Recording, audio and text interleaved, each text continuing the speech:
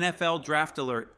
The 2025 NFL Draft is right around the corner, and things are heating up in Denver.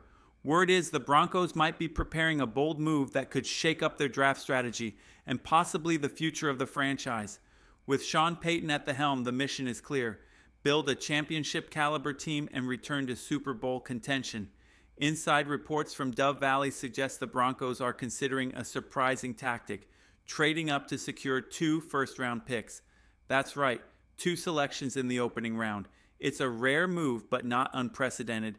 Back in the 2011 NFL Draft, Payton, then with the New Orleans Saints, pulled off a similar deal.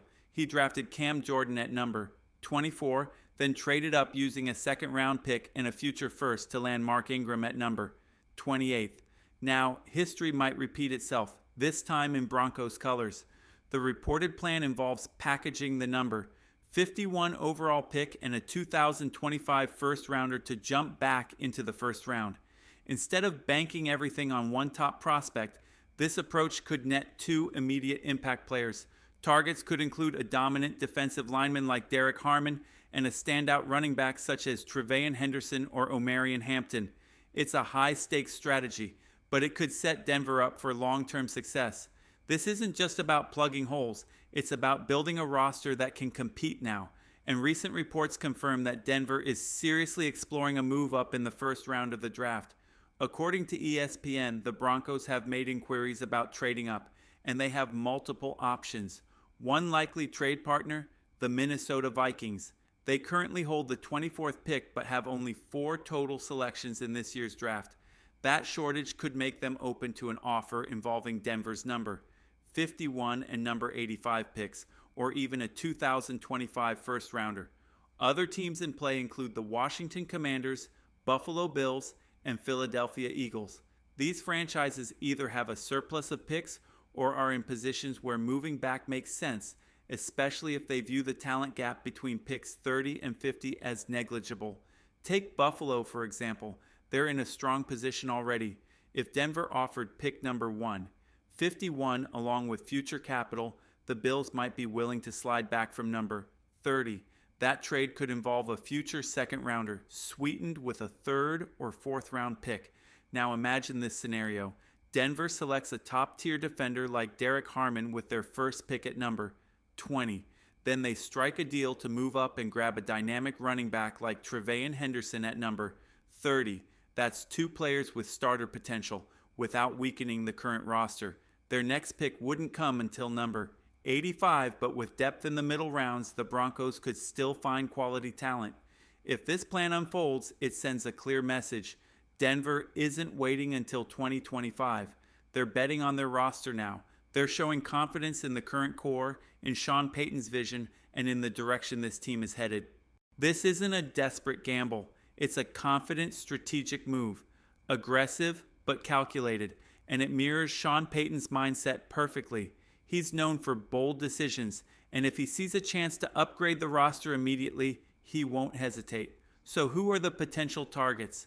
Derek Harmon stands out as a top-tier defensive lineman with serious upside. He's a run stuffer with the strength to collapse pockets and the motor to play multiple spots along the line. In Denver's defensive scheme, he could become an anchor, someone to build the front around. That kind of presence can shift the tone of an entire defense. Then there's Tre'Veyon Henderson, a running back who combines speed, patience, and vision. He's not just a home run hitter. He's a complete back who can also contribute as a pass catcher.